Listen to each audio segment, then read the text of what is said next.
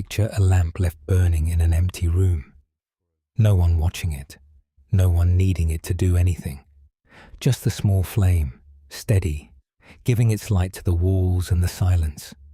Because that is simply what a flame does. The mind, it says, is the forerunner of all things. Not the world outside, not the noise, not the trouble, not the long list of unfinished things. The mind, it goes first. Everything else follows. Tonight, perhaps you are already aware of this. Perhaps you have been lying here, and the mind has gone ahead without you, forward into tomorrow, back into yesterday, looping through a conversation that ended hours ago, or rehearsing one that has not yet happened. And you have lain here, watching it go, and wondered when it will stop, and whether something is wrong with you for not being able to stop it. Nothing is wrong with you. This is what minds do. This is what they have always done. What we will do together tonight, gently and without hurry, is sit with some of the oldest human wisdom about just this, about the restless mind, about what it means to let it settle, not by force, not by discipline, but by understanding, by meeting it a little more kindly than we usually do. You do not need to know anything about ancient teachings to be here tonight. You do not need to hold any belief or follow any practice. All that is asked is that you are lying down, and that you allow the words to move through you, like water through a hand, without gripping. Let the day go for now. It will be there in the morning. Everything that needs to be attended to will wait a few hours for you, because you are not available tonight. You are here. Take one slow breath, if you like. Not to achieve anything, not because you are supposed to, just as a small kindness to the body that has been working all day. Let the shoulders drop, let the jaw unclench a little, let the hands open on the blanket. Let us begin. There is a very old collection of teachings, gathered a long, long time ago, built entirely out of small verses, short lines like seeds pressed into dark soil. It is called, in an old language, the Dhammapada. The word means something like the path of what is true, or the way things really are. Not a path someone invented, a path that was already there, waiting to be noticed. What strikes people when they first encounter these old lines is how ordinary they are. They do not speak of distant realms or impossible feats. They speak of the mind you wake up with every morning, the mind that makes a simple misunderstanding feel enormous, the mind that finds the same worry again and again, the way water finds the lowest point in a field, the mind that, on its best days, is so spacious and still that the world around you softens into something almost beautiful.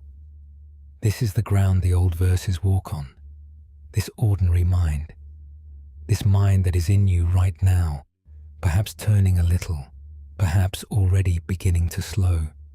And the very first thing those old verses say, the thing that comes before anything else, is this: everything we experience arises from the mind, the suffering and the peace alike, the weight and the lightness, the restlessness and the rest.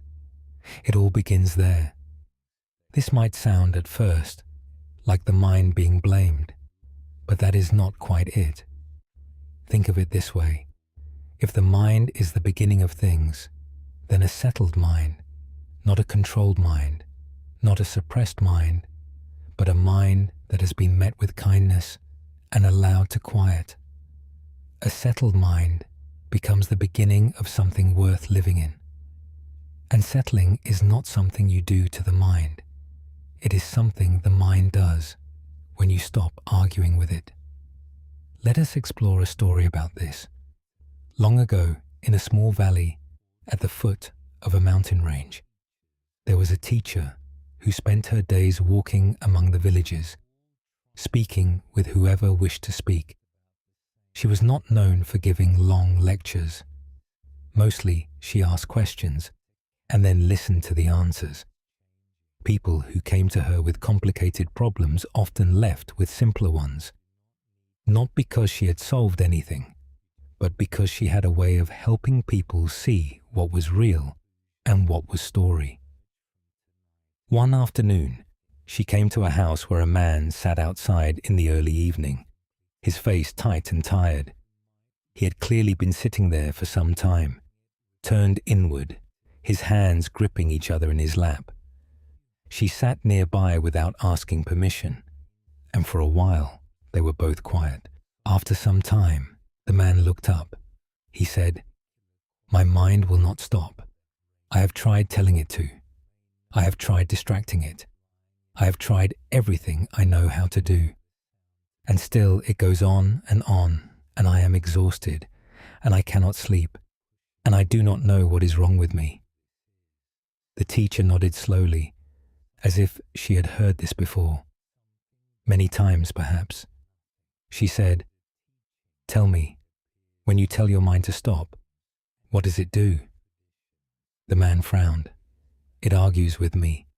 It gets louder. It keeps going." She nodded again. "And when you try to distract it, it follows me, into whatever I turn to." She was quiet for a moment. Then she said, "What would happen, do you think, if tonight you simply told the mind, 'Yes, I hear you, and you may keep speaking for as long as you need. I am no longer going to fight you.'" The man stared at her. He said, "That seems like giving up." She smiled. "Is it giving up?" she asked, "when you stop fighting water?"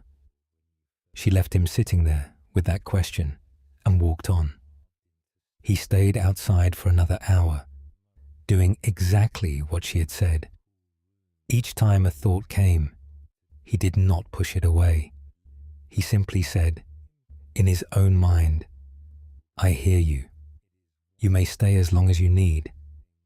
And very slowly, not all at once, not dramatically, the thoughts came a little less urgently. They were still there, but they no longer felt like emergencies. They felt like passing things, like weather. He went inside. He lay down. He slept. What she had given him was not a technique. It was an understanding. The mind doubles its noise when it is told to be quiet, not because it is broken or disobedient, but because the command to silence it treats it as an obstacle. And the mind, whatever else it may be, is not an obstacle. It is you. It is the whole accumulated movement of your days, trying to be seen. There is a second small story that sits alongside this one and makes it a little clearer.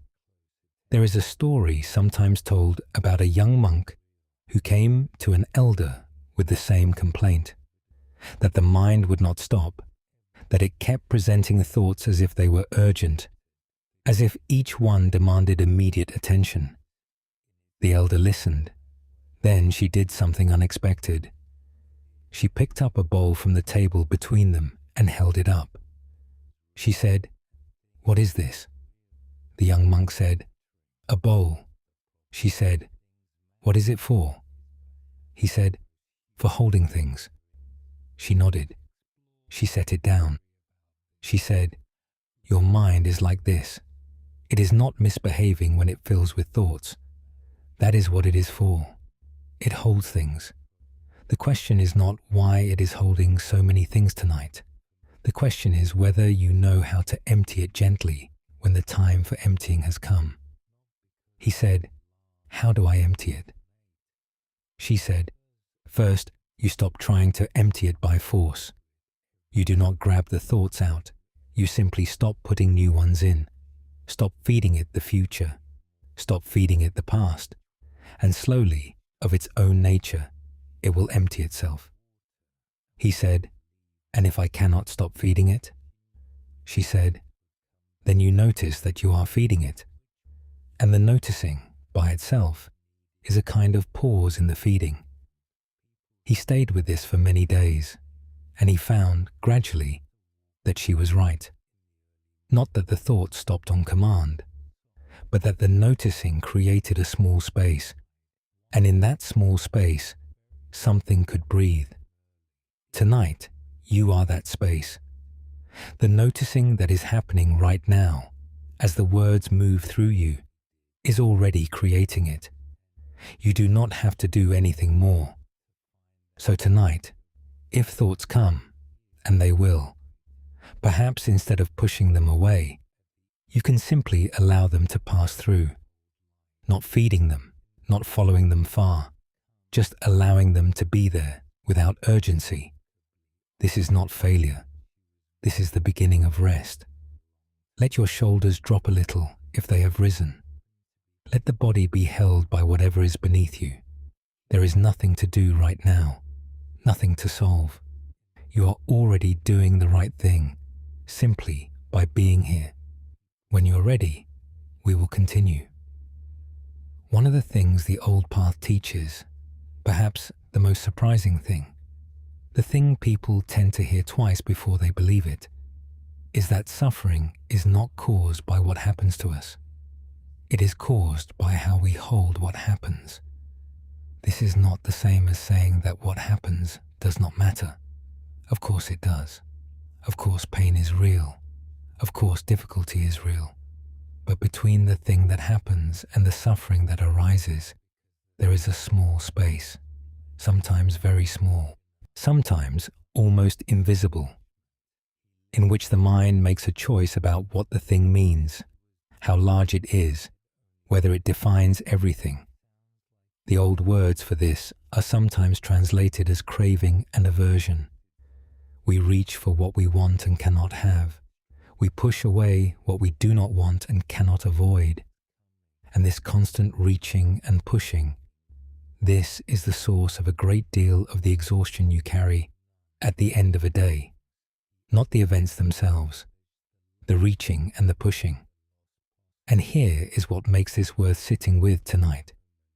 You cannot see it while you're in the middle of it, but you can begin to see it here, in the quiet, in the space between one breath and the next. Notice, just gently, whether there is any part of you reaching toward sleep, demanding it, needing it, rather than simply allowing it. Notice whether there is any part of you pushing against the wakefulness, telling it that it should not be here. What if you simply allowed both? The wakefulness and the drowsiness, both equally welcome, both equally fine, not as something to achieve, just as a small experiment in loosening the grip. There is a story sometimes told about this. In a monastery perched on the side of a cliff overlooking a wide sea, there lived two monks. They were old friends, and they had lived and practiced together for many years. One of them was known for his stillness. He could sit for long hours without apparent effort, and the younger monks often watched him with something close to envy. The other was known for his struggle.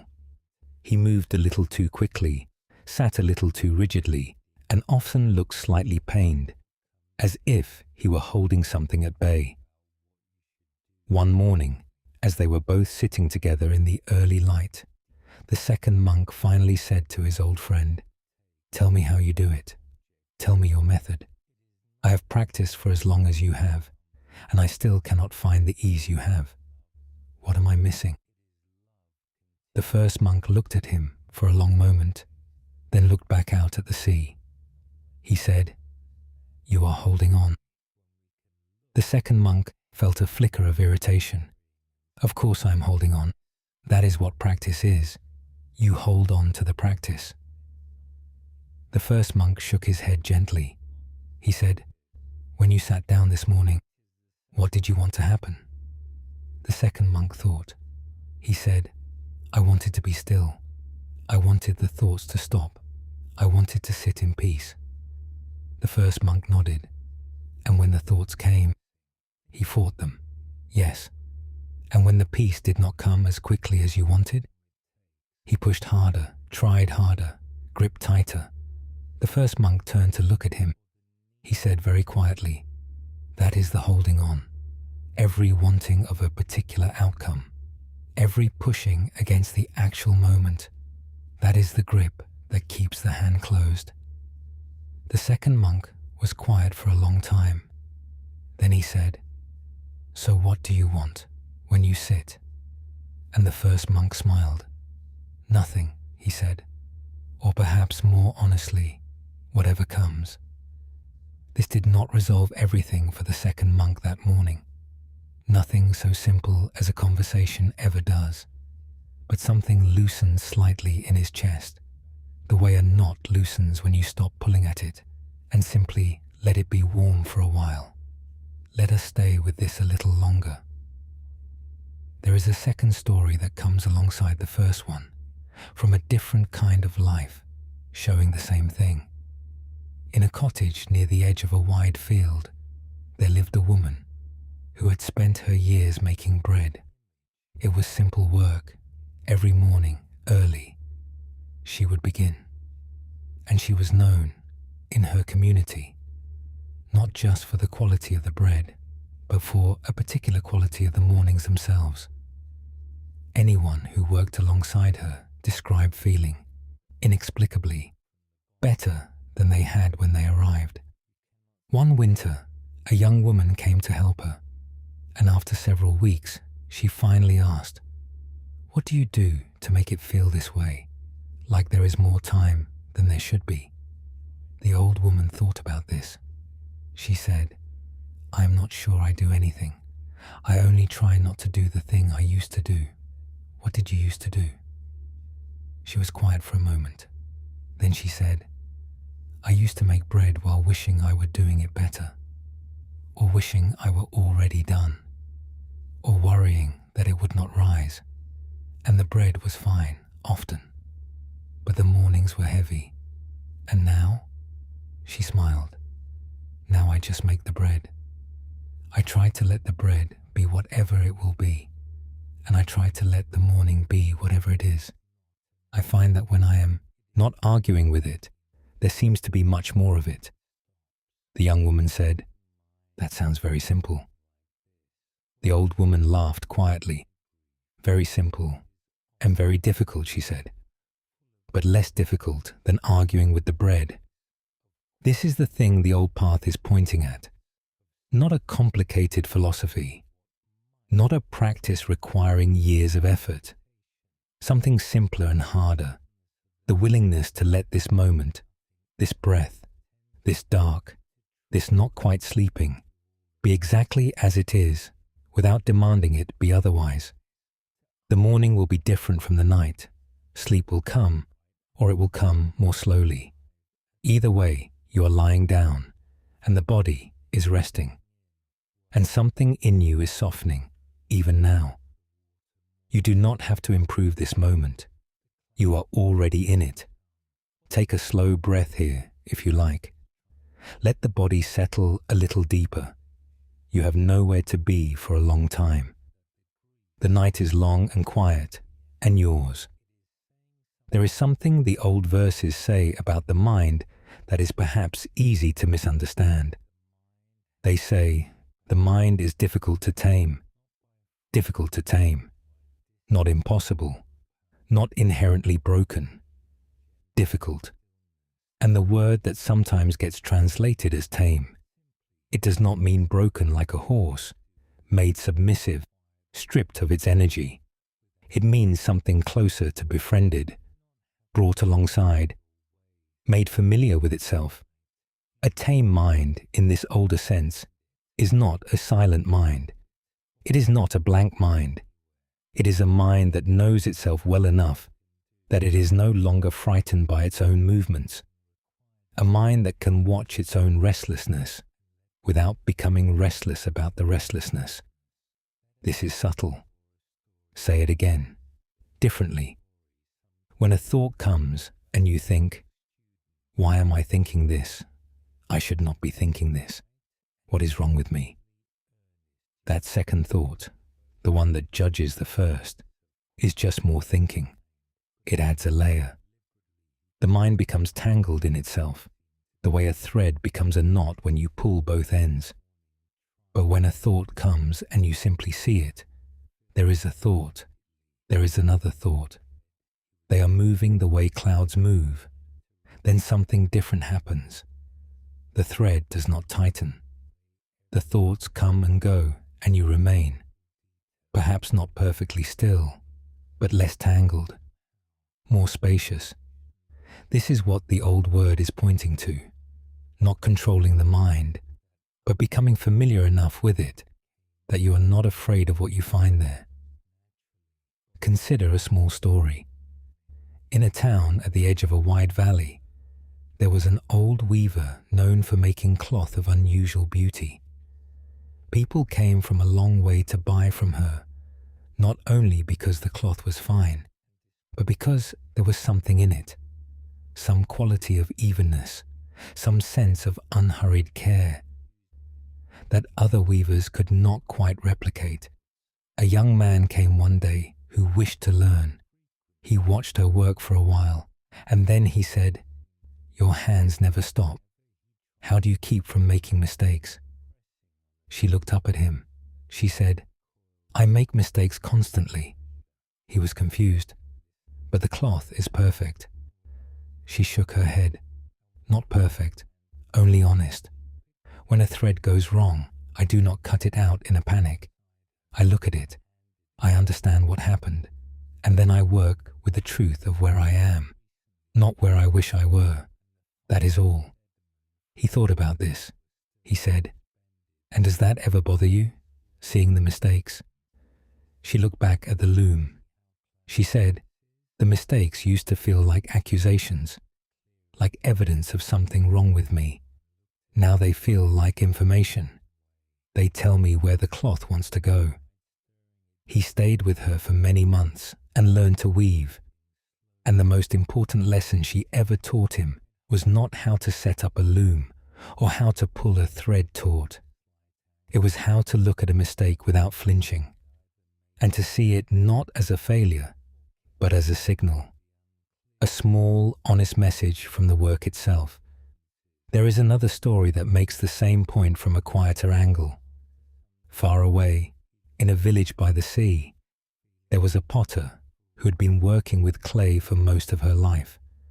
She was old now, and her hands had a sureness that younger potters studied carefully, trying to understand where it came from. One afternoon, a student asked her, "Do you ever feel afraid when you're working? Afraid the piece will fail?" She turned the question over for a moment. She said, "When I was young, I was afraid of every piece, and most of them failed, not because they were bad pieces, but because I was so afraid of their failing that I gripped them too tightly. Clay does not respond well to a frightened hand." The student said, "So what changed?" She said, "I began to pay attention to what the clay was doing instead of what I was doing to the clay. It sounds simple, but it took many years. The clay has its own way of wanting to move. If you are listening, it will tell you. But if you are gripping, you cannot hear it." The student sat with this. He said, "Is the mind like clay?" She thought about this for a long time. Then she said, "Perhaps. The mind has its own way of wanting to move. If you are listening, it will tell you what it needs. But if you are gripping, if you are demanding that it be still, or that it produce a particular thought, or that it stop having the thoughts it is having, then you cannot hear it, and you cannot help it. The mind, treated with that quality of listening attention, not trying to change it, just curious about what it is doing, tends very gradually to do something unexpected. It settles, not because it has been told to, because it has been heard. And what it often needs to be heard to say is something very simple. I am tired. I am worried about a thing. I do not know how to put this thing down. I need someone to notice that I am carrying it. You are that someone. For your own mind right now, in this dark, There is nothing you need to fix in yourself tonight. Nothing to correct or improve. Your mind, with all its movement and circling, is simply a weaver at the loom, a potter at the wheel. Let it work. You do not have to follow every thread, every turn. Let the sounds of the night be there, if there are sounds. Let the body be heavy in the good, settled way. Let the breath go slowly in, slowly out. We will go on when you are ready. The old teachings spend a great deal of time on something they call the three fires: greed, aversion, and confusion. Or, in their gentler translation, the reaching, the pushing away, and the not seeing clearly. And one of the most useful things they say about these three fires is simply, they burn. Not as a punishment, not as a moral judgment, simply as an observation. When we are reaching very hard for something we cannot have, there is heat in it. When we are pushing very hard against something we cannot avoid, there is heat in it. When we are confused about what is real and what is story, there is a particular kind of smoke, a haziness that makes everything harder to navigate.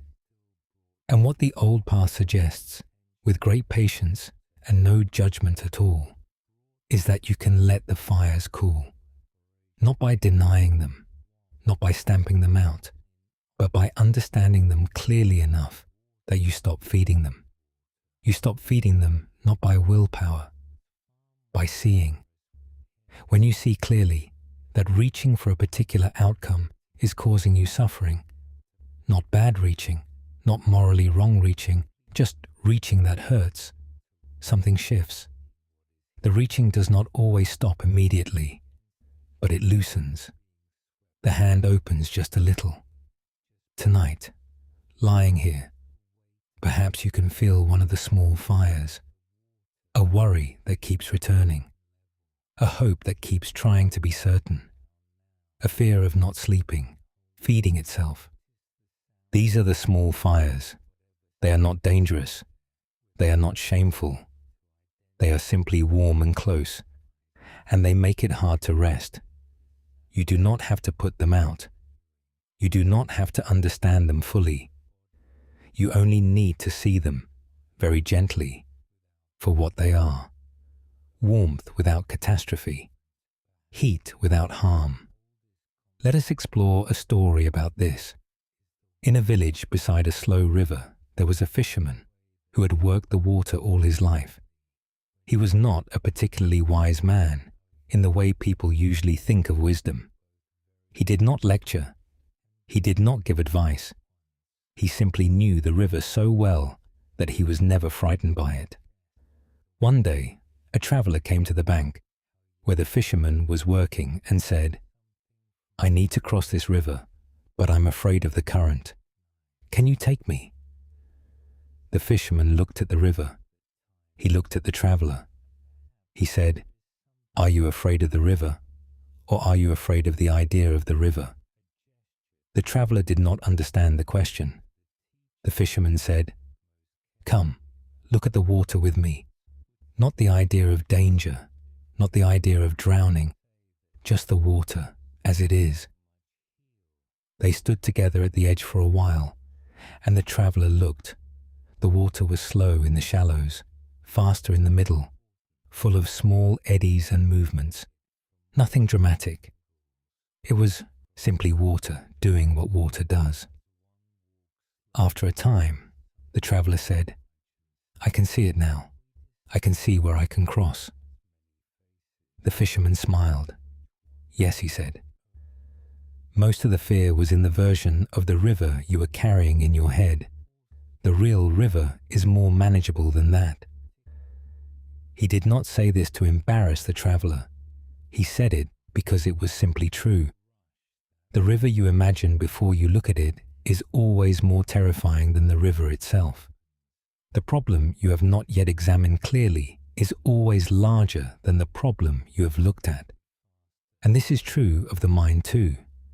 The thoughts that move through you at night, when you do not look at them, can feel enormous. like a river in flood. But when you look, when you simply say, what is actually here? They are, most often, ordinary, small and human and familiar, just water doing what water does. There is a second story that comes alongside this one, from a different life. Long ago, in a small community of people who lived near the foot of a mountain, there was an elder who was known for one particular quality. She was not afraid of difficult conversations. Whenever two people came to her who had fallen into conflict, she would listen to both of them. And then she would say something that seemed too simple. She would say, "Tell me what actually happened, not what it means, not what might happen next, only what actually happened, just the facts, in the smallest words you have." And when people did this, when they stripped away the interpretation and the fear and the story about what the thing signified, the conflict almost always became smaller, not resolved necessarily, but more its actual size. She said once to a student who asked about this, the fires we spoke of, the reaching, the pushing, the not seeing clearly, they all grow large in the dark of the mind when we have not looked at them directly. Bring a small lamp to them, and they are often much smaller than they seemed, still real, still warm, but no longer filling the whole room. The student said, "And if they are large even when we look?" She said, "Then at least you know their actual size. And a thing you know the actual size of can be lived with. It is the things of unknown size that wake us at 3 a.m. There is something in this worth carrying quietly tonight. The next time a worry presents itself, if one does, you might try simply asking, what is the actual thing? Just this moment, just this fact, not the whole story around it, just the small actual thing. Often it is manageable. Often it is less than the story it arrived inside. Take a breath. Let the body settle a little. The fire is small and warm, not dangerous. Rest here. We have more ground to cover together, and we will go there slowly. Something the Dhammapada says quite simply is, if a person speaks or acts with a corrupted mind, suffering follows. But if a person speaks or acts with a settled mind, happiness follows, like a shadow that never departs. A shadow that never departs. There is something beautiful in that image. A shadow moves with you. It is not an achievement you have to keep earning. It is not a reward for being good enough. It follows, the way a shadow follows, simply because of the nature of things. A settled mind is like this, not a perfect mind, not a mind that never wanders or worries, a mind that has found, even briefly, even imperfectly, some relationship to its own contents that is not one of constant warfare. And here is what the old teachings are very clear about. This is not reserved for monks or teachers or people with especially gifted temperaments. The settled mind is not a rare thing. It is the original condition of the mind. What is rare, perhaps, is the absence of the habits that disturb it. You were born with a mind capable of rest. It has not gone anywhere. It is here tonight. The question is only whether, slowly, with patience, you can remember the way back to it. There is a story sometimes told about a grandmother who lived at the edge of a small town near the sea. She was known, in the way that quiet people are sometimes known, for being easy to be around.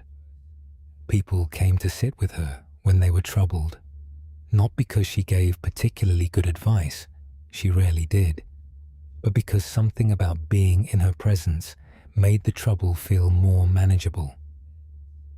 One day, her granddaughter came to her in tears.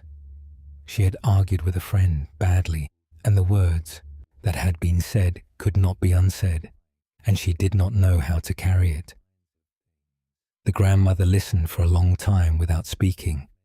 Then she said, "Come outside with me." They stood together in the small garden. The grandmother pointed to the pond that had been there for as long as anyone could remember. The water was cloudy that day, stirred up by recent rain. She said, "Watch it." They stood and watched it together.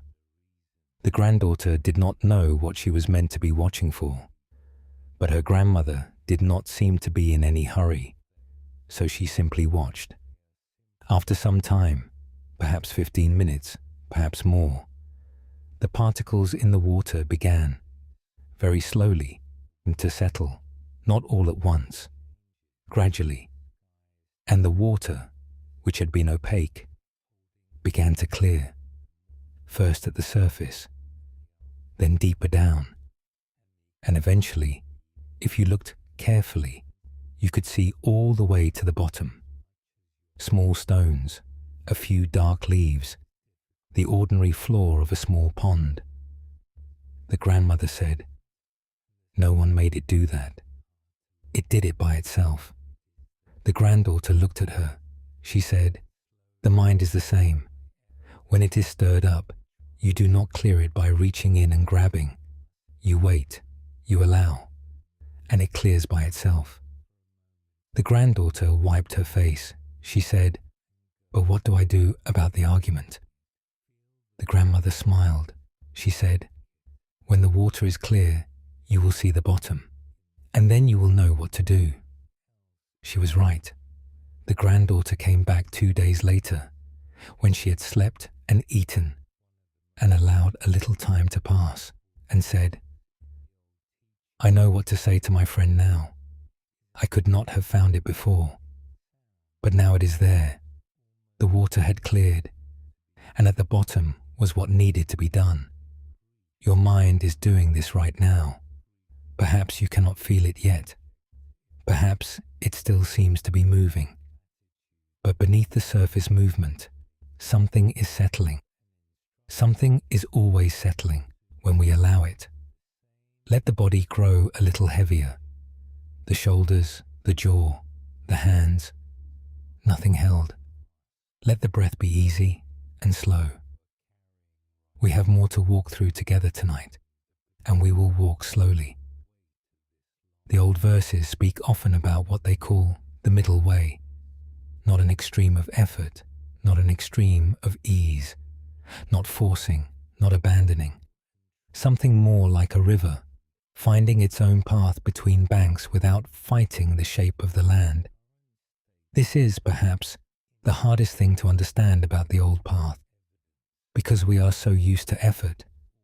We think that peace is something we have to earn, that if we just try hard enough, meditate intensely enough, discipline the mind firmly enough, resist the restless thoughts forcefully enough, eventually something will click. But the old teachings say something quite different. They say that peace is not at the far end of effort. It is at the far end of releasing effort, not laziness, not giving up. Something more precise than that. The releasing of the kind of effort that is actually grip. The releasing of the holding on tightly to an outcome that masquerades as discipline. Tonight, you do not have to understand this completely, but perhaps you can feel it a little as you lie here. Feel the difference between the grip and the ease, between the reaching for sleep and the simply being here. Let us explore a story. In a quiet town in a mountain valley, there was a young man who wished to become an archer. He was talented. This was clear from the beginning, and he practiced every day with the kind of intensity that impresses teachers. He came, eventually, to an old master who was known for producing the finest archers in that region. He asked to be accepted as a student. The master watched him shoot for a while. Then she said, "You are very good, but you will not get better the way you are going." The young man was confused. He was practicing every day, He was giving everything to it. She said, "Show me your hand after you release." He released an arrow and showed her his hand. The fingers were tight. The arm was rigid. The release had a quality of force about it, even after the arrow was gone. She said, "You are still holding the arrow after it has left." He said, "But I release. I open the fingers." She shook her head. "You open the fingers, but you have not let go." He did not understand this at first. He practiced for several more weeks, paying very close attention to the release, and slowly he began to see what she meant. His fingers opened, but his arm held on. His arm relaxed, but his breath held on. His breath released, but his mind held on. Following the arrow, judging its path, bracing for the result before the result had arrived. The arrow knew. You can feel it in the flight. A good archer will tell you whether the mind has truly let go or only pretended to. He spent many months learning to release. Not just the physical release, but the total release. The willingness to send the arrow into the air and then have absolutely no further claim on it. To let the outcome be what it is. His accuracy improved enormously, not because he tried harder, because he let go more completely. Let us sit with one more story here, because this point is so important and so easy to miss. Consider a young woman who learned to swim as an adult, late, much later than most people learn. She had been afraid of deep water for a long time, and the fear had built up over years into something considerable. When she finally came to learn, she had a teacher who was patient and knew a great deal about fear. The first thing the teacher asked her to do was not to swim. It was to float, just to float on her back in the shallow water and feel the water holding her. She could not do it. She kept lifting her head to check that she was not sinking, and the lifting of the head caused her hips to drop, and she would begin to sink slightly, and the sinking would confirm her fear, and she would grab for the side. The teacher watched this for a few minutes. Then she said, "The water will hold you, but it cannot hold you and fight you at the same time. You have to choose one." The student said, "I don't know how to choose trust." The teacher said, "You don't choose it exactly. You just stop choosing the fight." This distinction, "you just stop choosing the fight," is one of the most useful things the old path offers, dressed in different language. You cannot decide to relax, but you can notice that you are tensing and simply stop adding more tension. The relaxing will come by itself into the space you have opened. The young woman floated eventually, not that day, but within a week, and what she described afterwards was not the sensation of conquering her fear. It was the sensation of being surprised. The water had been there all along, willing to hold her. She had simply been too busy fighting it to feel it. Sleep is like this too. It is here, willing to take you. The body knows how to do this. The darkness is already doing its part. The only thing standing in the way is the small, understandable, very human act of checking whether you are sinking. You are not sinking. You are being held. If you find the grip tonight, you don't need to cut it away. Just notice it. Sometimes the noticing alone is enough to loosen it slightly. Take a slow breath. Let the body settle. The water holds you. It has always held you. There is a teaching in the old verses that is very tender. It says, whatever you practice, whatever you return to, again and again in your mind, that is what the mind becomes. Return again and again to fear, and the mind becomes fearful. Return again and again to grief, and the mind deepens into grief. But return again and again to warmth, to the simple warmth of a kind thought, a moment of patience with yourself, a breath taken slowly and without purpose, and the mind slowly, over time, begins to know that warmth as home. This is not idealism. It is simply how minds work. They are made of what they touch repeatedly. They are shaped by what they return to. Tonight, you are returning to something quiet, something slow and unhurried. And every night that you do this, every time you lie down and allow the mind to settle, however imperfectly, however briefly, that becomes part of the mind's library. The mind learns that this is possible, that there is a place it knows how to come back to. You are building something tonight, not by effort, by returning. There is a story about this. In a house at the end of a long road, there lived a woman who had spent much of her life in difficulty, not unusual difficulty, ordinary difficulty, the kind that accumulates quietly over years.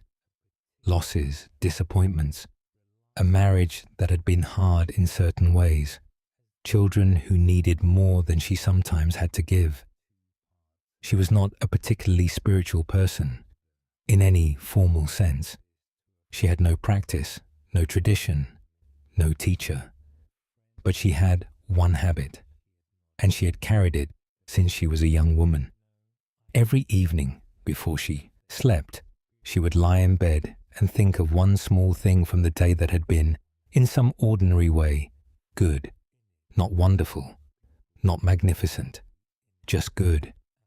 A cup of tea at the right temperature, a moment when the afternoon light had come through a window in a particular way, a conversation that had been, for a few minutes, easy and warm. She did not do this because anyone told her to. She had started doing it years ago, simply because it helped her sleep. The day when she lay down to it without this practice felt heavier. With it, something in the weight shifted. Over the years, without her realizing it, without her intending it, her mind had learned something. It had learned to look for the good thing, not to pretend that the difficult things were not real, but to notice that they were not the only things. When she was old and her daughter asked her once, "How have you managed to stay so warm through so much?" She was not sure what to say. She said simply, "I don't know. I suppose I always looked for the small good thing." Her daughter, who was going through a hard time of her own, started doing it that same night. She lay awake, feeling the weight of everything, and thought, what was one small good thing today? She thought of her mother's voice on the telephone. That had been good, warm and familiar, the way it had always been. She thought of a tree she had passed on the way to work that had been beginning to turn. It had been beautiful, in a small, unremarkable way. She had noticed it for only a moment, but she had noticed it. She thought of the warmth of the blanket, this very moment, and before she had found a fourth thing, she was asleep. This practice does not have to be formal. It does not have to be deliberate. Simply, if something comes to you as you lie here, that was ordinary and good today, a taste, a smell, a moment of connection, a piece of warmth, let it rest in the mind for a few breaths. Not to be grateful on command, not to perform positivity, just to let something warm be present before sleep. The mind builds itself from what it returns to. You are returning tonight to warmth. Let the blanket be heavy and the dark be soft. Let the breath be easy. The old path speaks very gently about a quality called metta. The word is sometimes translated as loving kindness, which can sound slightly formal in some languages. But the feeling is less formal than that.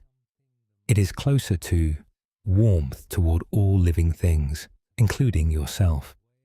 Including yourself. This is the part that tends to stop people. Toward others, the warmth comes more easily. Toward a child, toward a friend, toward someone who is struggling. But toward yourself, there is often a hesitation, a sense that you have not yet earned the warmth, that there are things to fix first. The old teachings have a very simple response to this. They say, you would not ask a bird to earn its song. You would not ask a tree to earn its leaves. These things arise from the nature of the thing itself. The warmth is the same. It does not have to be earned. It simply is, beneath the layers of judgment and self-criticism, already there, waiting. Tonight, you are a living thing lying in the dark, tired, doing your best. That is enough to deserve warmth. That is more than enough. Consider a small story. In a mountain village where the winters were long, there was a physician who had a habit that puzzled the younger healers in her community. When someone came to her in pain, she did not begin immediately with examination or remedy.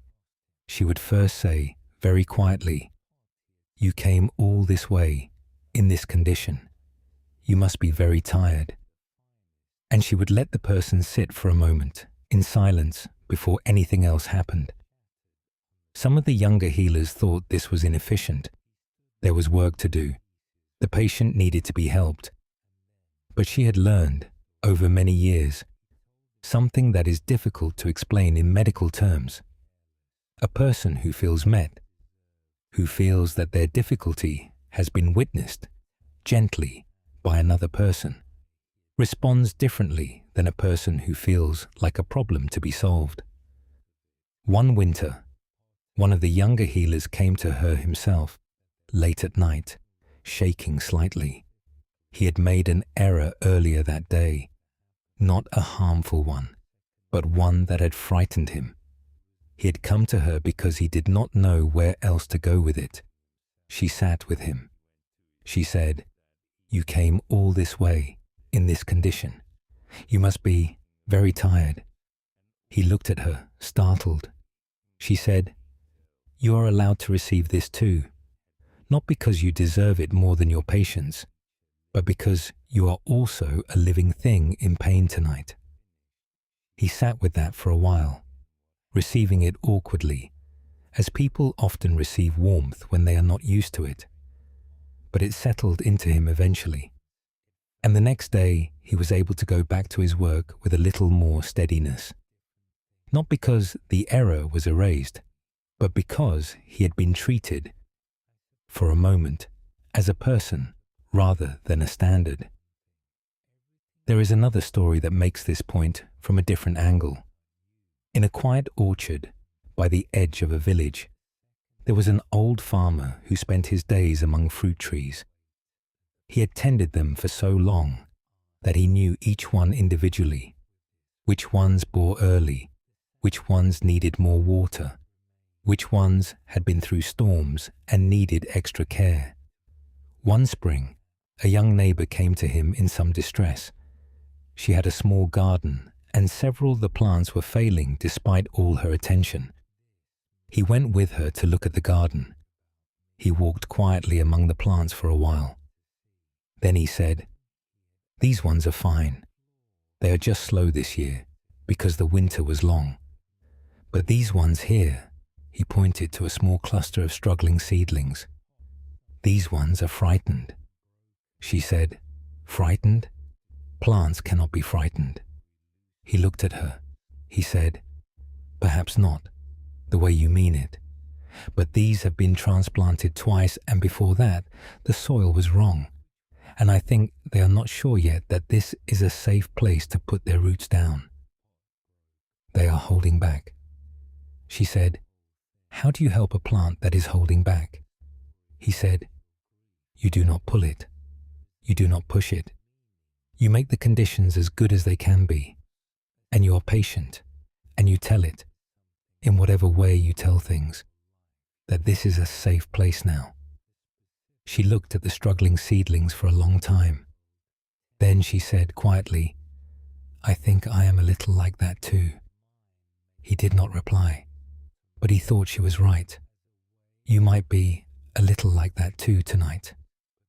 Something in you that is not sure yet whether this is a safe place to let the roots down, to let the guard drop, to let the sleep come.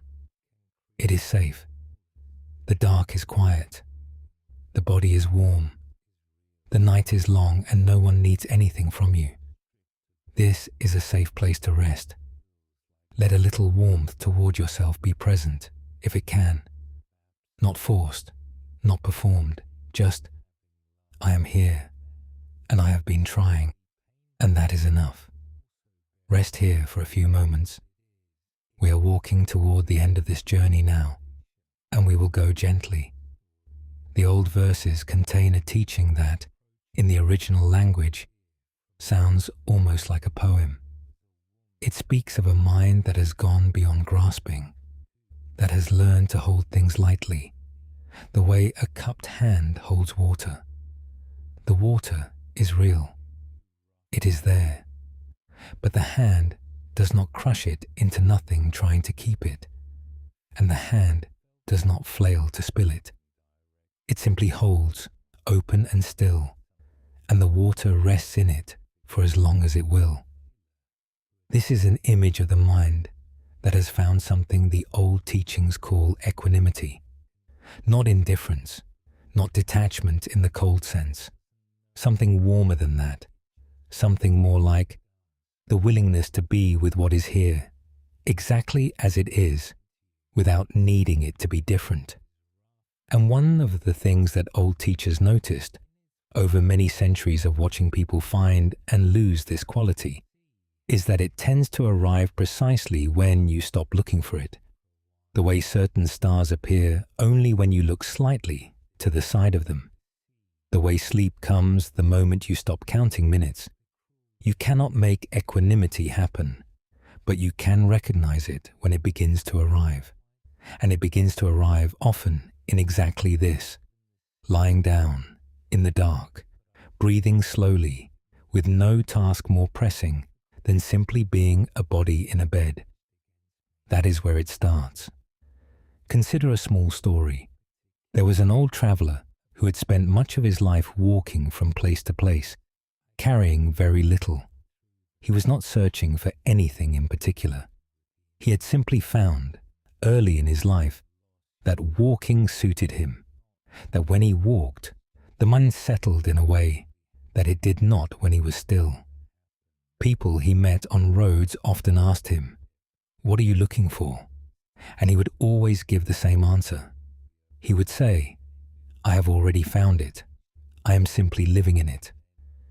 This confused most people. They thought he meant some great discovery, some treasure or truth. But what he meant was simpler. He meant that the act of walking, the rhythm, the ground underfoot, the changing of the light, the simple physical fact of moving through the world, was itself the thing, not a means to something else, not a path toward a destination, the walking itself. He had found that the mind, when given a simple enough task to settle into, the rhythm of feet on a path, the turn of the seasons, the warmth of a fire at the end of the day, tended to stop reaching for something else, tended to settle, the way water settles into a still pool. One evening, he sat by a fire with a young woman who was clearly troubled. She had a problem she could not solve, and she described it to him in careful detail, and then waited to see what he would say. He was quiet for a long time. Then he said, "I notice you have been holding that problem very tightly. For a long time, it seems." She said, "Yes, I cannot put it down." He said, "What would happen if you put it down for this evening, just for the length of a fire?" She said, "It would still be there in the morning." "Yes," he said, "problems are very good at waiting. They will be there. Tonight, perhaps they can wait." She said, "I'm afraid that if I stop thinking about it, I will miss something. I will miss the moment when the answer was possible. He smiled. Have you found the answer from all this thinking? She was quiet. No, she said. He said, then perhaps the thinking is not the place the answer will come from. Perhaps it will come from somewhere quieter, in the morning, when the mind has rested. She did not put the problem entirely down that night, but she put it down a little. And in the morning, as he had said, something came. Not a solution exactly, but a direction, a sense of where to go next that had not been available while the mind was gripping so tightly. The problem had waited, and in the waiting, something had opened. Tonight, if there is something you have been holding very tightly, a problem, a worry, a question that does not yet have an answer, perhaps it can wait until morning. It is very good at waiting. It will be there. The answer, when it comes, will come from somewhere quieter than tonight's gripping. Breathe slowly. Let the hands be open on the blanket. Let the mind hold lightly. The Dhammapada says, somewhere in its old and patient verses, that the person who is free from worry is like one who has put down a heavy burden. And what is remarkable about this is the simplicity of it. Not free from difficulty, not free from the things that were causing worry, simply free from the carrying of worry, because worry and the thing you are worried about are not the same thing. The thing may be real, but the carrying of worry, the constant checking, the rehearsing, the imagining of outcomes, the picking up and putting down and picking up again, that is something added, something the mind adds on top of the actual situation that does not help the actual situation and makes everything heavier. You have probably noticed this. A problem that you carry through the night is often no more solved in the morning than it was at midnight, but you are less equipped to deal with it because the night has been spent carrying weight that could not be set down. The old teachings are not naive about this. They are not saying, simply stop worrying and everything will be fine. They are saying something more subtle. The worry, carried all night, does not help the thing you are worried about. And so perhaps, for these hours, for this dark, it can be allowed to rest. Not abandoned, rested. The way you rest your arms after carrying something heavy, so that you can pick it up again in the morning with more strength. Let us explore a story about this. In a village at the edge of a forest, there was a woman who kept bees. She had kept them for many years, and she had a quality around them that newer beekeepers found remarkable. She moved without fear among the hives, and the bees, who can sense apparently the quality of a person's attention, rarely stung her. A young man came to her one spring who wanted to learn. She began to teach him, but from the first session it was clear that his fear was going to be a problem. The bees knew he was tense, and they responded to his tension. She said to him, "Before we go in tomorrow, sit with me for a moment. Tell me what you're afraid of." He said, "I'm afraid of being stung." She said, "Have you been stung before?" "Yes, several times." She said, "And each time, what happened?" He said, "It hurt, for a while." She said, "And then?" He thought. He said, "It stopped hurting." She nodded. She said, "The sting is real, the pain is real, and then it passes." The fear, on the other hand, does not pass. The fear stays and grows and follows you into the hive. And the bees feel it, and they respond to it. And in that way, the fear creates more of what it is afraid of. He said, "How do I stop being afraid?" She said, "You do not stop being afraid all at once, but you can notice when the fear comes that it is the story of the sting, not the sting itself. It is the pain you have imagined, not the pain that is actually there. And you can ask the fear, is this real, right now, in this moment? Usually, she said, the answer is not yet. And not yet is a very different thing from now. He practiced this for several weeks, and gradually it began to work. Not perfectly, not completely, but enough. He learned to recognize the difference between the fear of the sting and the sting itself, and to come back to the actual moment, which was usually fine. He became, eventually, a very good beekeeper, patient and unhurried, not unafraid, but no longer governed by fear. This distinction between the actual thing and the story the mind tells about the thing is perhaps the most practical gift the old path gives for the kind of night you're having tonight. What is actually here, right now? Not tomorrow, not the week ahead, not the thing you said or the thing unsaid, not the unknown outcome. Just this, the breath, the dark, the weight of the blanket, the sounds outside. What is actually here is ordinary and quiet and manageable. The rest is a story, and stories can wait until morning. Take a breath. Let the body be heavy and still. The night is yours, and there is nothing more it is asking from you. The old path speaks of a place in the mean that the old words call the still point, or sometimes the unmoving center, not a place you go, more like a quality that is always present underneath the movement. Imagine a top spinning very fast. Everything at the edge is moving so fast that it blurs, that you cannot quite track it. But at the center of the spin, there is a point that is not moving. That point of stillness is what makes the spinning possible. Without it, the whole thing falls apart. The mind is sometimes like this. The surface of it spins. Thoughts arrive and depart.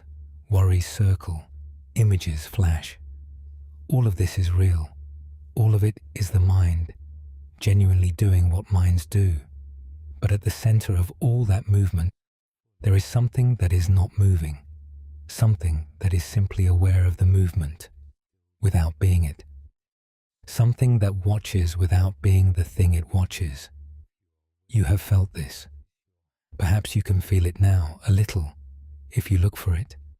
Not the thoughts, not the worry, not the sensation in the body, but the thing that notices the thoughts, notices the worry, notices the sensation, that noticing itself.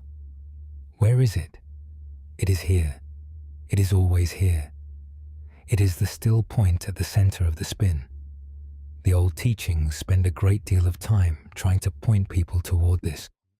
Not to create it, it is already there, but to help them notice it and to recognize that it is what they most fundamentally are. There is a story about this. In an old monastery on the edge of a wide valley, there was a teacher who was known for giving unusual assignments. One spring, a young student came to him who was struggling greatly with a restless mind. She could not sit still. She could not focus.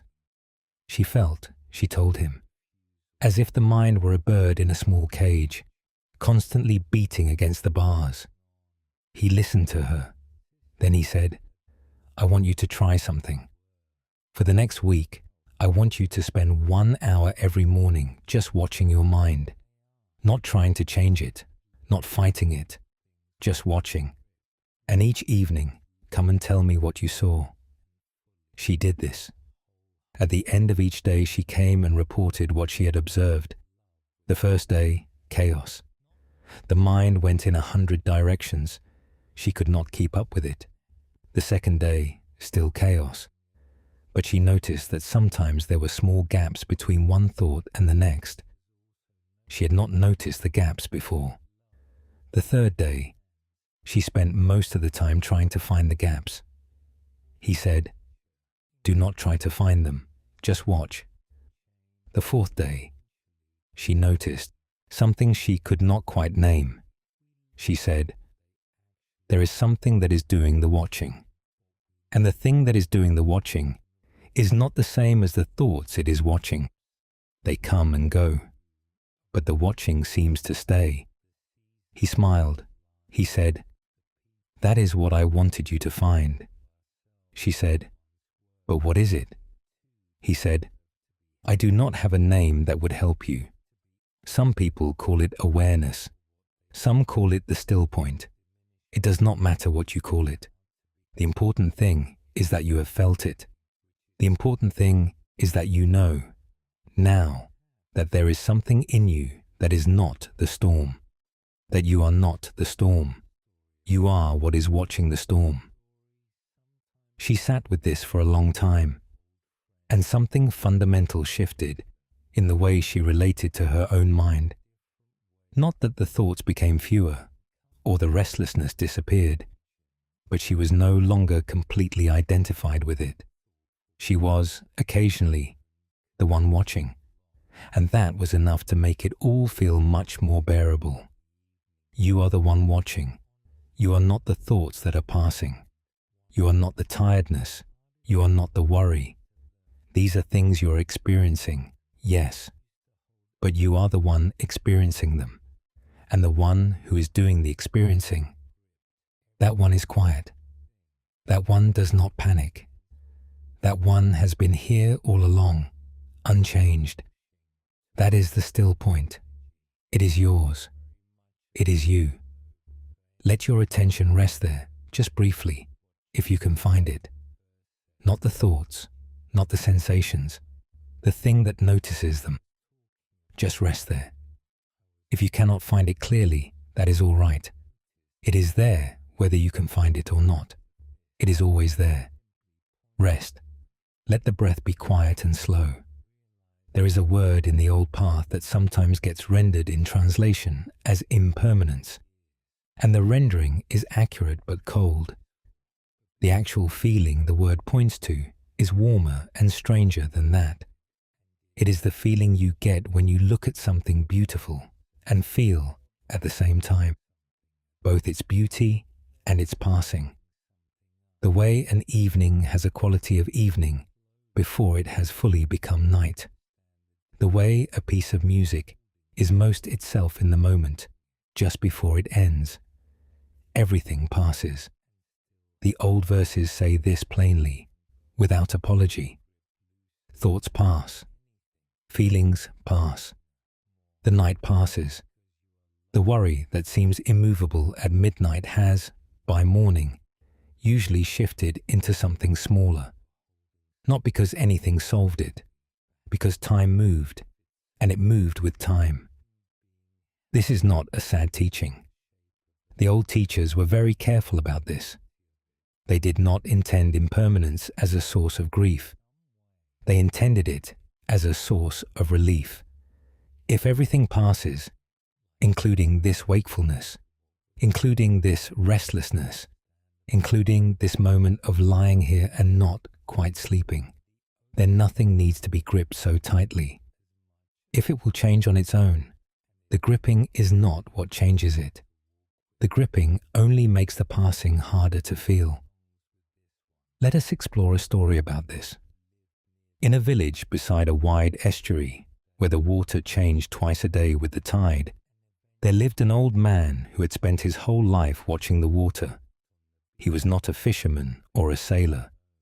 He was simply someone who had found, in the rhythmic coming and going of the tide, something that he could not entirely name, but could not do without.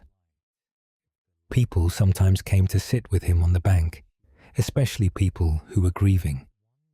He did not say much to them.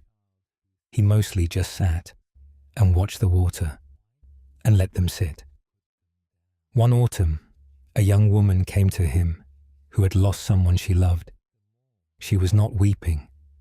She was past weeping, into the hard, dry place that comes after. She sat with him for a long time and said nothing. Eventually she said, "It never stops hurting." He did not argue with this. He said, "No, but look at the water." She looked. The tide was going out. The exposed mud was dark and cold. It looked, to her, like loss. He said, "And now?" She said, "It is going, everything is going." He nodded slowly. He said, "And yet, it has also been coming, all morning, and it will come again tonight, and again tomorrow." She said, "That is not the same as the person being here." "No," he said quietly, "it is not the same, but it is something. It is the knowledge that everything that goes also, in its way, comes back, changed, different, but not gone from the world. The water that is out there right now will be in this estuary again before morning." She sat with this for a long time. She did not feel comforted exactly, but she felt, very slightly, less afraid of what she was feeling, as if the feeling itself were part of the tide and not the end of everything. She went home that evening and slept, for the first time in weeks, without waking in the night. There is a second story that holds the same teaching from a different angle. In a garden that had been tended by the same family for many generations, there was a tree that the family called the winter tree. It was very old, and it had lost most of its leaves earlier in life to a sickness, so that now, even in summer, it was sparse and a little gaunt. But every winter, without fail, it stood bare and skeletal against the grey sky, and somehow it seemed more itself in winter than at any other time. A child in the family once asked her grandmother, "Why do we love the winter tree more than the summer trees?" The grandmother thought about this. She said, "I think it is because we can see all of it. In summer, the leaves hide the shape. In winter, we can see the real structure, the branches, how they go, where they have been through storms, how they have grown and bent and kept growing." The child said, "But it looks sad." The grandmother shook her head.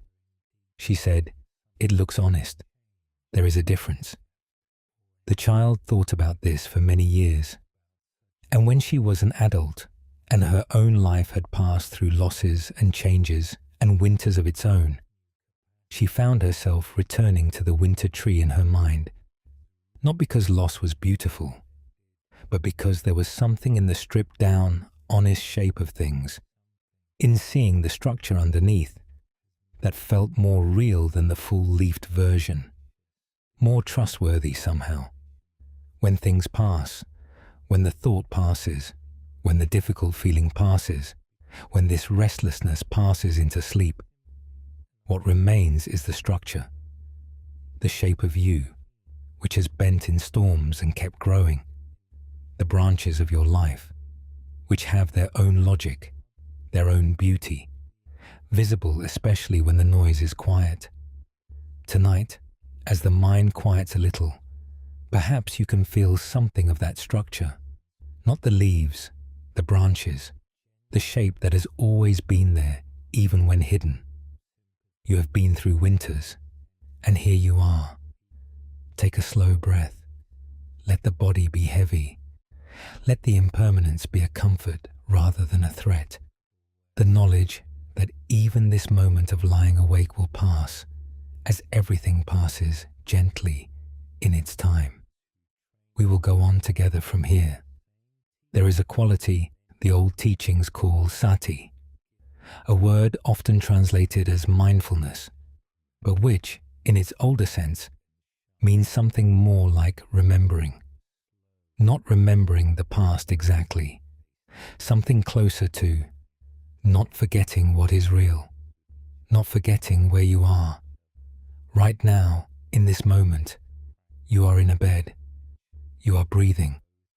The room around you is dark, or nearly dark. The sounds of the night are whatever they are, familiar sounds, the ones that belong to wherever you live, the sounds that are always there even when you are not listening. You are here, not in tomorrow, not in the conversation from this morning, not in the worry about the week ahead. Here. Sati is simply knowing that you are here. Not a complicated practice, not a difficult discipline, just the simple, recurring act of remembering where you actually are. And when the mind goes somewhere else, which it will, because that is what minds do, the very gentle, very patient act of returning, not criticizing yourself for having gone, not praising yourself for returning, just returning, the way water returns to its level after being disturbed. This is perhaps the quietest gift the old path offers, not a great transformation, just a practice of returning, and returning, and returning again.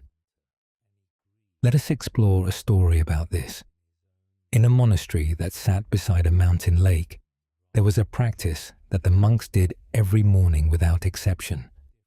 Before they spoke, before they ate, before they began any task, they would spend a few minutes standing at the edge of the lake and simply looking at the water, not looking for anything, not trying to see anything in particular, just looking, with eyes that had not yet been filled up by the day. A visitor came once who was curious about this practice. She asked one of the older monks, "What is the purpose of looking at the lake each morning?" He said, "To remember that we are here." She was puzzled. She said, "You know that you are here. You, easy, wake up here every day." He smiled. He said, "Knowing is not the same as remembering. I know, in some abstract way, that I am alive and in a body and in this monastery. But knowing it without feeling it is like looking at a map instead of standing in the country. The map is correct, but the standing is different." She said, "And the lake helps you stand in the country?" He nodded. He said, "The lake is very good at being itself. It does not pretend to be other than what it is. In the morning, before I have begun to be what I think I should be, it shows me what simply being looks like." She stayed for several days, and each morning she went to the lake with the monks, and she found that he was right, in a way she could not entirely explain. Something in the looking, the simple, purposeless, 5-minute looking, changed the texture of the day that followed, made it slightly more real, slightly more worth inhabiting. There is also this story. A young shepherd, new to his work, asked an old shepherd one winter how he had managed to keep his flock safe through so many years, through storms and rough seasons and all the things that happen to sheep and shepherds.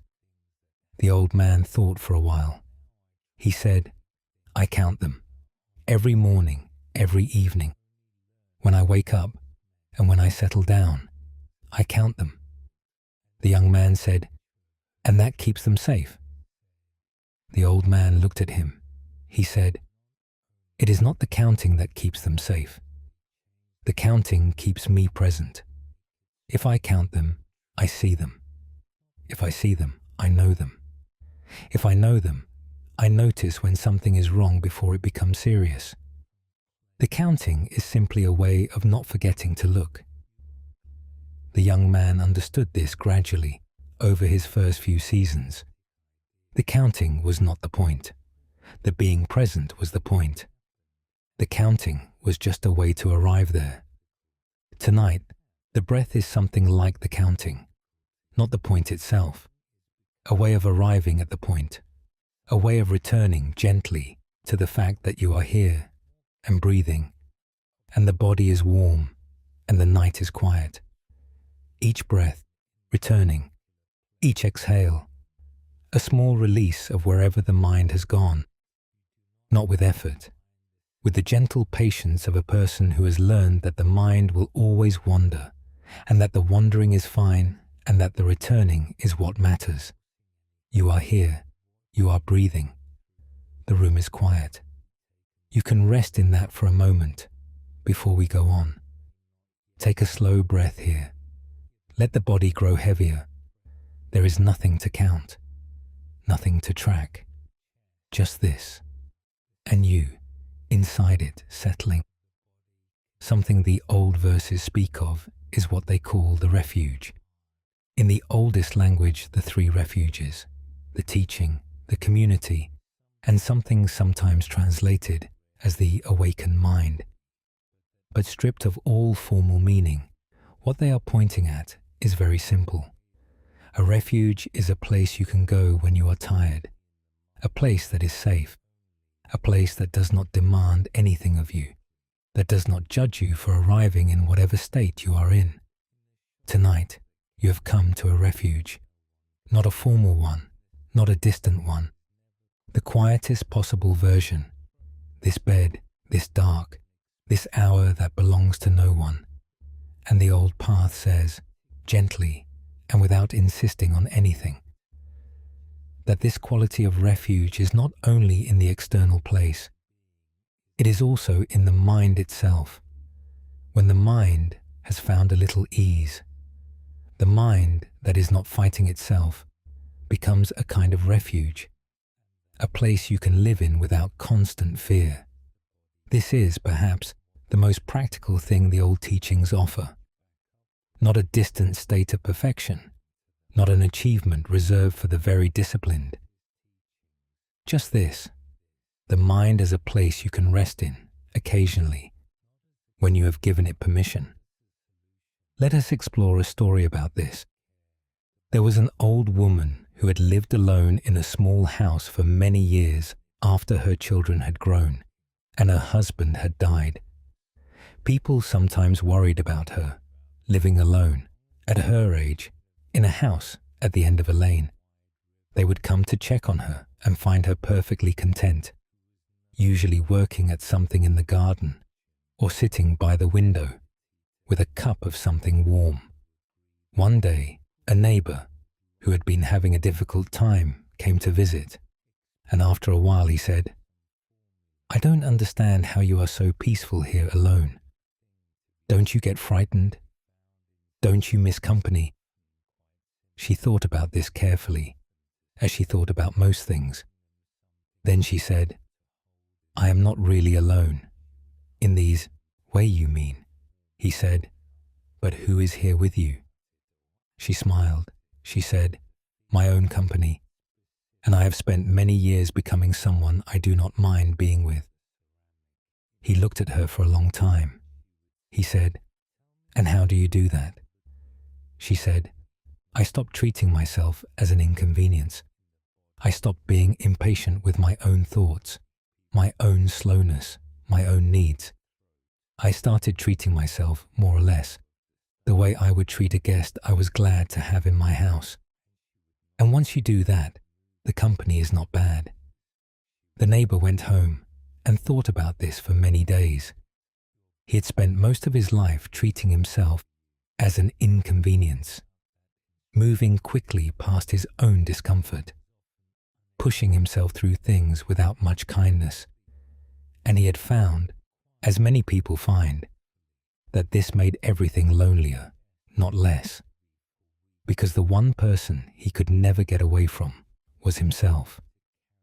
He began, slowly, to try what she had suggested, not all at once, in small experiments, being a little less impatient with his own confusion, being a little less harsh with his own failures, treating his own thoughts, when they arrived, as things worth listening to, rather than obstacles to be cleared. And gradually, not dramatically, not all at once, something in the quality of being himself became different. Not easier, exactly, but more livable. Your own mind tonight is the company you have, and it need not be bad company. It has carried you through everything you have been through.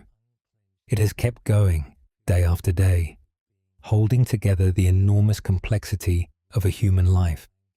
It has loved things and lost things and kept on. It has made mistakes and tried again and kept on. It deserves, perhaps, a little of the gentleness you would extend to a person you were glad to have in your house.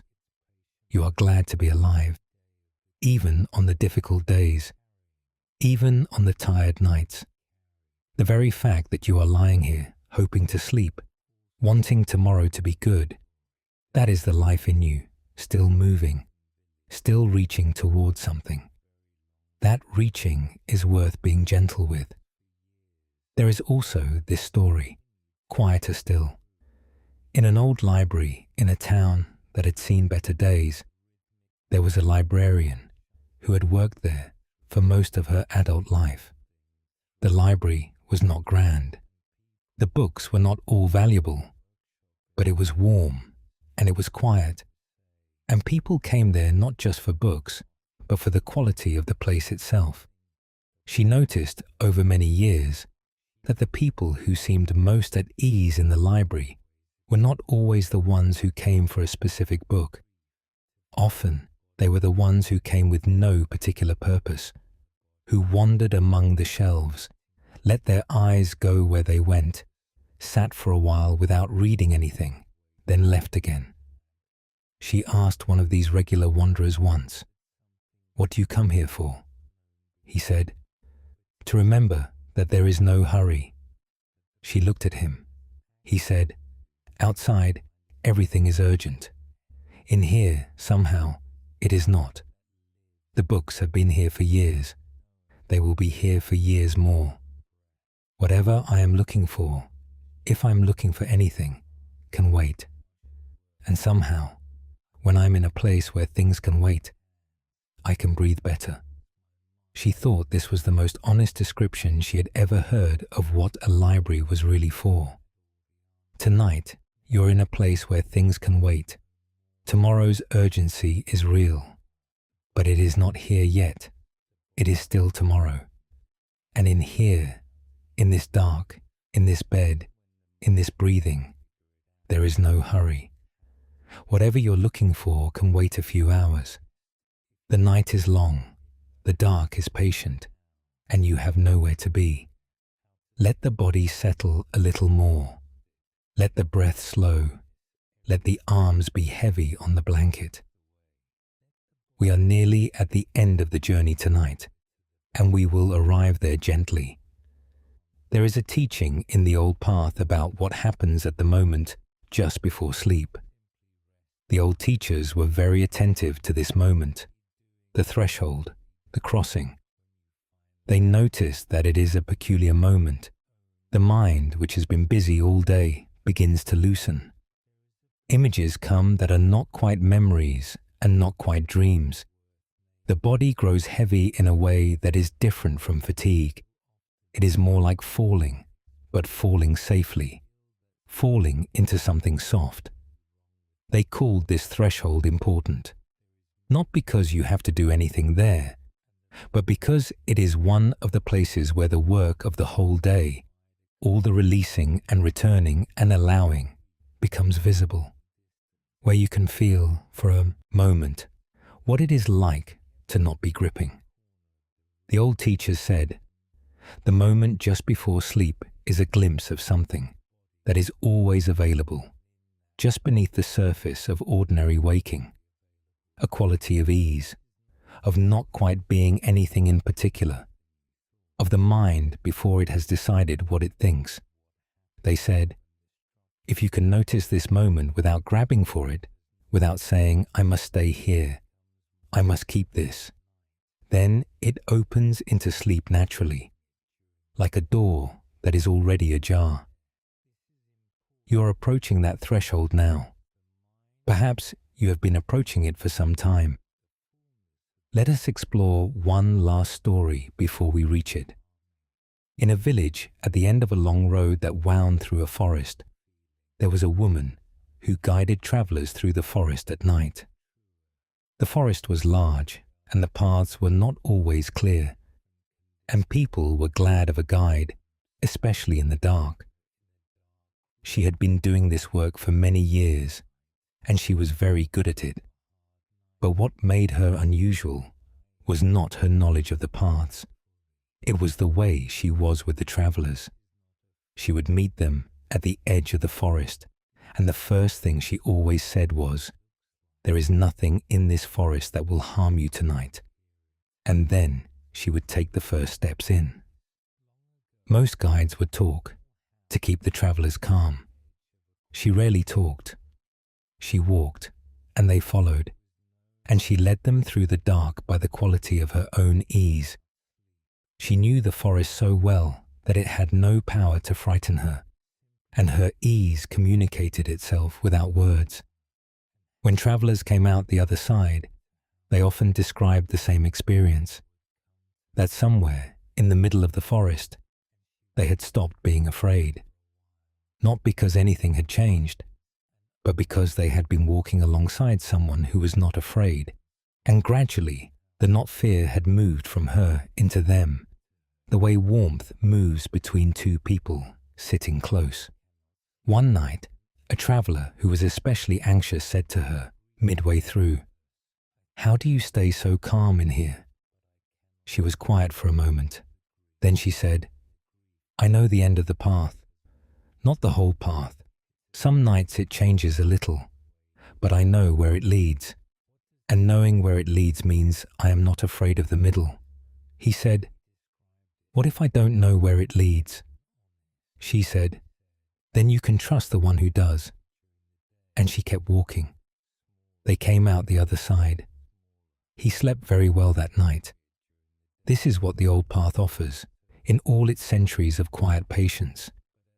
Not all the answers, not a removal of the dark, but the company of something that has been through the dark many times and knows that it opens eventually into morning, that the path goes somewhere, that the threshold is not the end. You are on the path tonight. You do not have to know every step of it. You do not have to see it clearly. You only have to keep walking.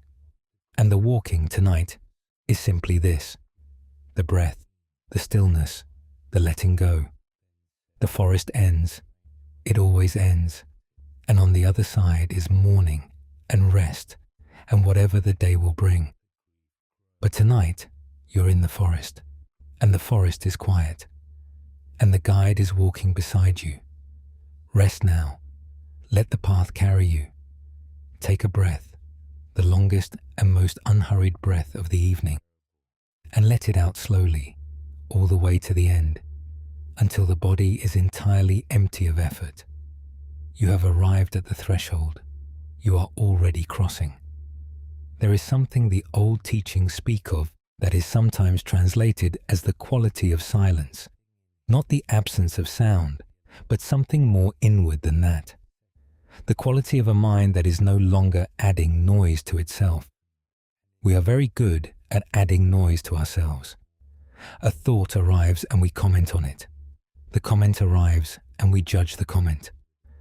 The judgment arrives and we notice that we are judging, and then we judge the noticing.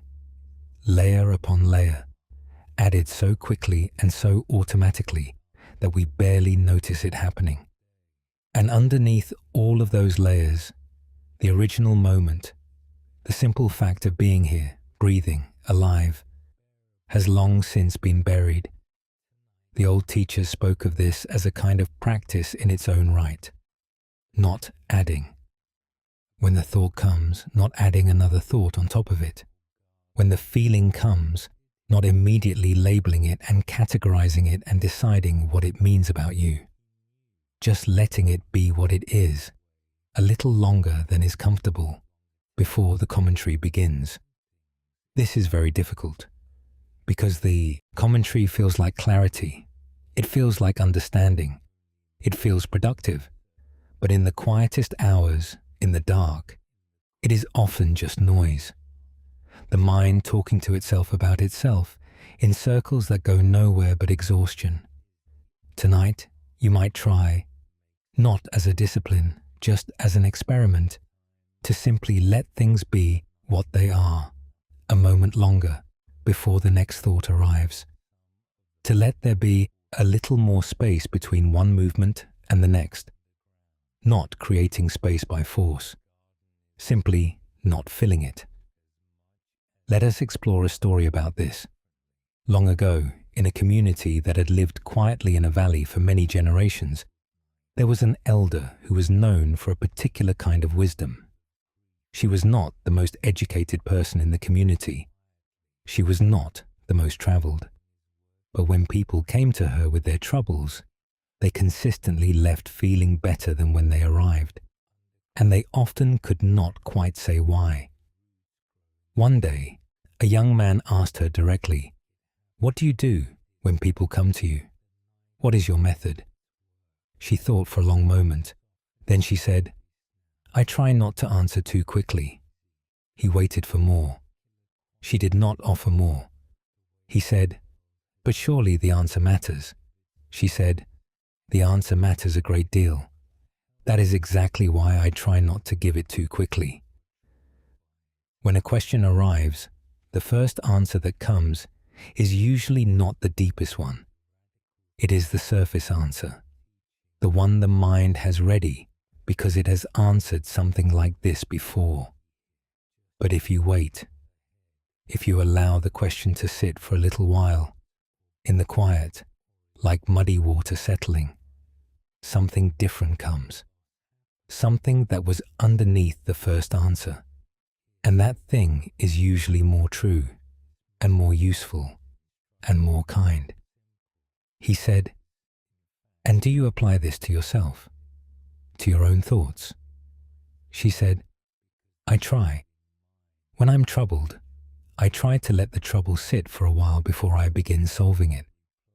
Often the trouble, when left alone, begins to tell me what it actually is, rather than what I first thought it was." He went home and tried this for himself. He was in the middle of a difficult season, many things not going as he had hoped. And instead of working through his worries each night before sleep, he tried something different. He simply let them be there without commenting on them, without analyzing them, without adding to them.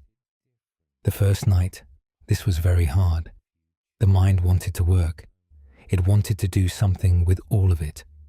The second night was a little easier. The third night, something unexpected happened. In the quiet of not commenting, one of the worries simply dissolved. It lost its urgency. It turned out that it had been sustained, in large part, by his own attention to it. When he withdrew that attention, not in avoidance, but in the specific way of not adding, the worry had nothing to feed on, and it diminished. He slept that third night deeply and well, and woke with a clarity he had not had in weeks.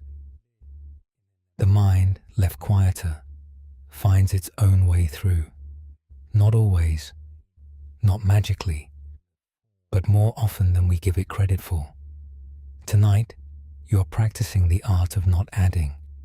Every moment that passes without a new layer of commentary being placed on top of the moment before, that is the practice. Every breath taken without immediate analysis, that is the silence the old teachers were pointing toward. Not the silence of a graveyard, not the silence of absence, the silence of a mind that is resting in what is actually here, without needing to say anything more about it. What is here is sufficient. What is here is already enough. Take a slow breath. Let the next thought come when it comes, and let it pass when it passes. And in the space between them, rest. The old teachings return, near the end of their long path, to something they call the liberation of the mind. This sounds grand. It sounds like something distant, achieved only after years of effort and discipline. But in practice, in the small and human way that it is available to ordinary people on ordinary nights, it means something very simple. It means the mind that is no longer fighting itself, not the mind that has conquered itself, not the mind that has forced its thoughts into submission, not the mind that has somehow achieved a state of blank and effortful blankness, just the mind that is no longer fighting itself, the mind that has said, in some quiet and genuine way, yes, you are here, and yes, this is what is happening, and yes, that is all right. That is a liberation, a small one, available tonight. Let us explore one final story before we gather everything together. There was an ordinary woman in an ordinary town who had spent a great deal of her life worried about whether she was doing things correctly, not in any dramatic way. She had no great failures, no great crises, but there was always, underneath the daily movements of her life, a slight bracing, a constant small audit of whether she was managing things well enough, whether the people around her were all right, whether the things she was responsible for were in order, whether she had forgotten something important, said something wrong, missed something that she should have caught. She went on like this for many years, and she was, by most measures, fine. She was kind to the people she loved. She did her work with care. She laughed when things were funny and grieved when things were sad. She lived a real life, but there was something slightly tight about it all, a quality of holding on, a sense that she was always, slightly, preparing for the thing that might go wrong. And this preparation, constant and low level, was exhausting in the way that constant low-level things always are, not dramatic, not crippling, but steady and wearing, like a small weight carried for a very long time. One autumn, she was very ill, not seriously, a long, dragging illness that kept her in bed for many weeks. And during those weeks, she could not manage anything.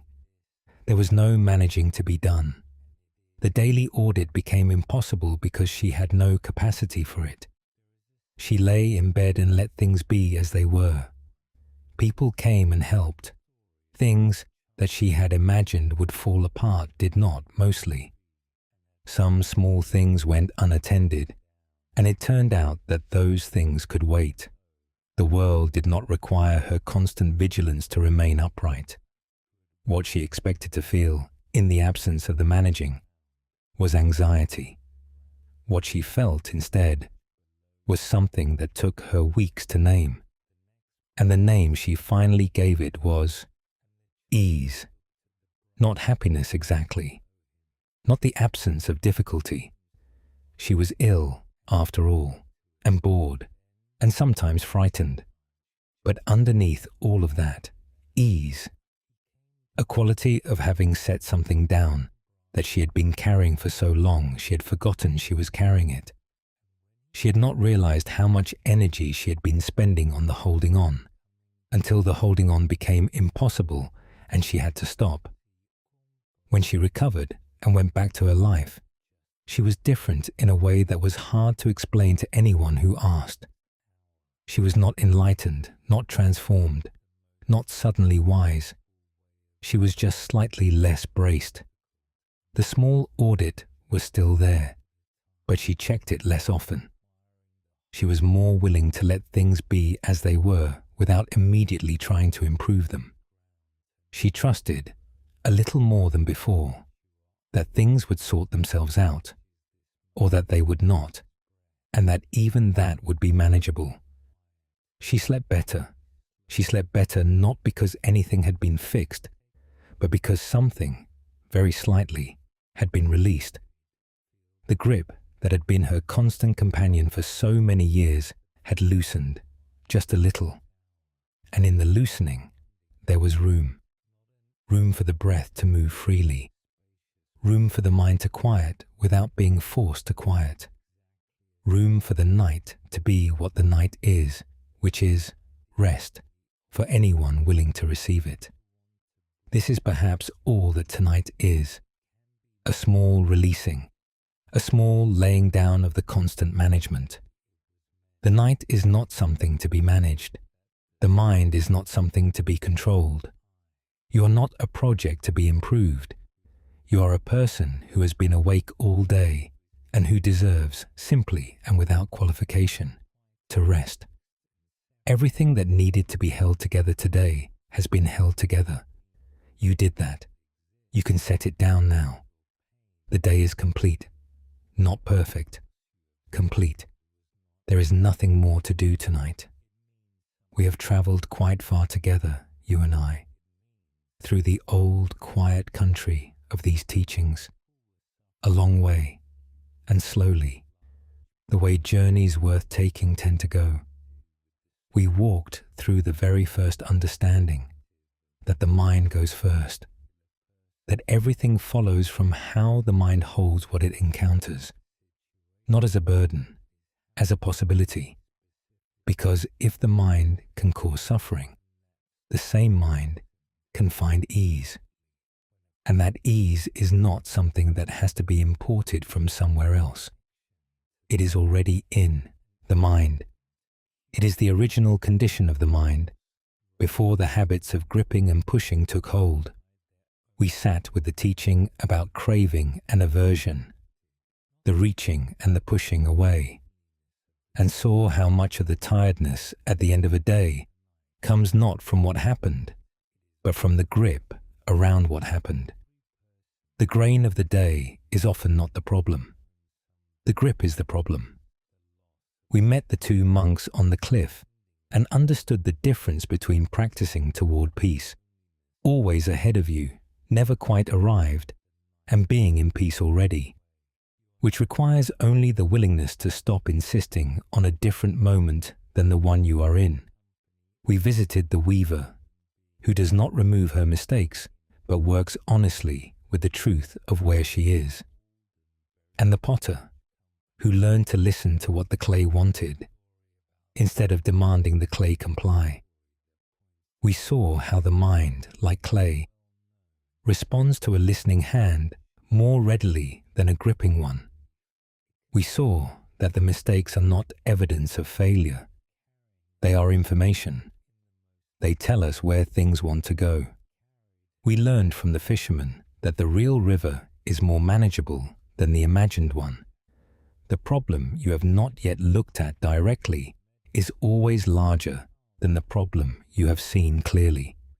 And alongside him, we learned from the elder who asked people to name only what had actually happened, just the facts in the smallest words, and found that the actual thing was almost always smaller than the story about the thing.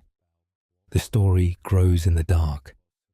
The fact in the light tends to be more ordinary.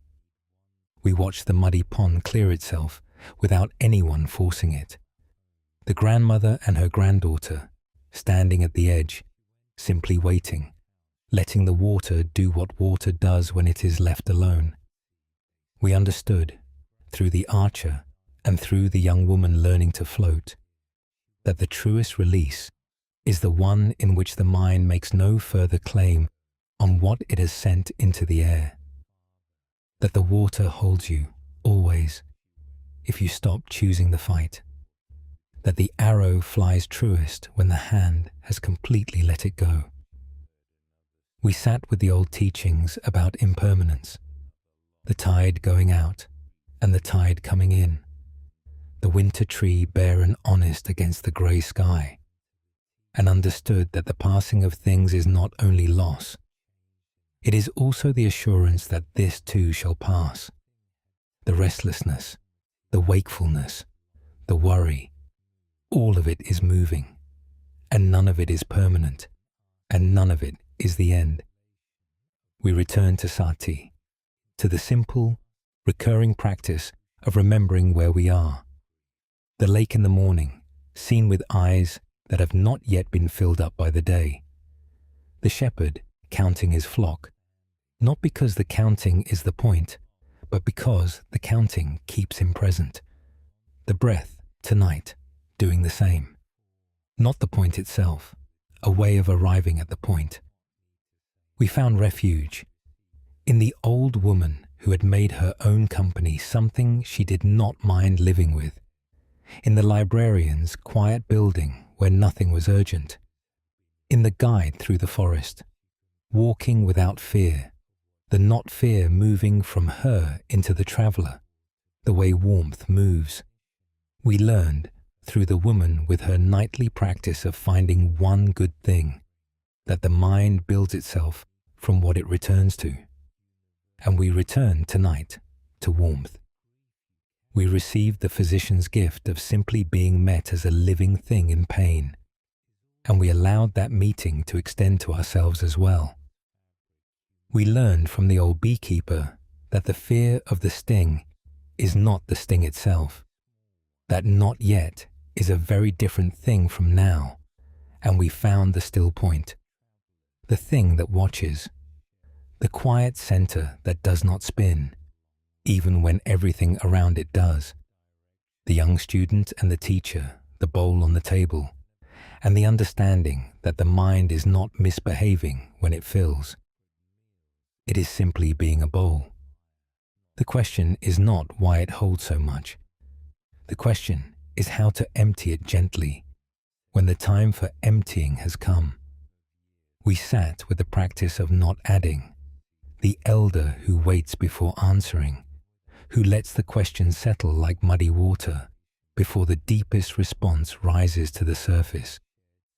The young man who discovered that some of his worries dissolved when he stopped feeding them with attention. The quality of silence that is not absence, but presence. The presence of a mind that has stopped talking to itself quite so relentlessly, and found in the quiet that the quiet itself was what it had been looking for all along. All of it, from every angle, pointing at the same place. A place that is not difficult to find. A place that is, in fact, where you already are. When you stop moving in every other direction. Here, this breath, this dark, this body warm and heavy and already halfway home. There is a small moment that happens sometimes at the very end of a long day. Not always, but sometimes. When everything has been done that could be done, and everything that could not be done has been acknowledged and set aside, and the body is warm and the dark is close. There is a moment when something in you stops striving, just for a second, just briefly, a pause between one breath and the next in which the whole self seems to exhale, not just the lungs, everything, the whole day's holding.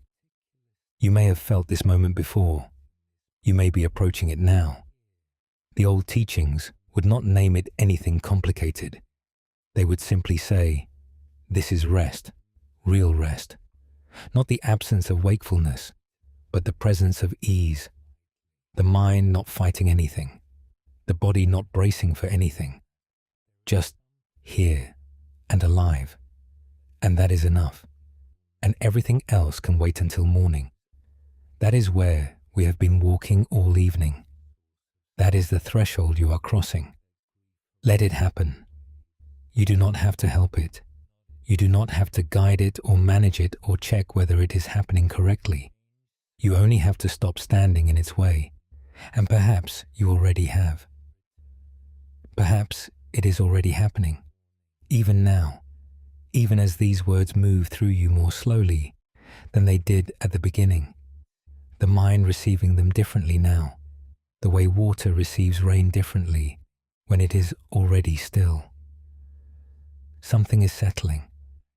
Something is always settling when we allow it. Let us end with one very quiet thing. There is an image in the old teachings of a lamp burning at night, a single lamp in a room giving light. The lamp does not try to illuminate everything. It does not strain toward the far corners of the room. It simply burns, giving its light to whatever is near, letting the edges be dark. You are something like that lamp tonight. You do not have to illuminate everything. You do not have to solve the far corners. You only have to be here in this moment, giving your quiet warmth to whatever is closest. What is closest right now is this. The breath, the body, the dark, the slow unspooling of the night. That is enough. That is all. You do not have to remember any of what we have walked through tonight. Not the stories, not the teachings, not a single word. It has already moved through you the way water moves through soil and does its work invisibly without anyone keeping track of it.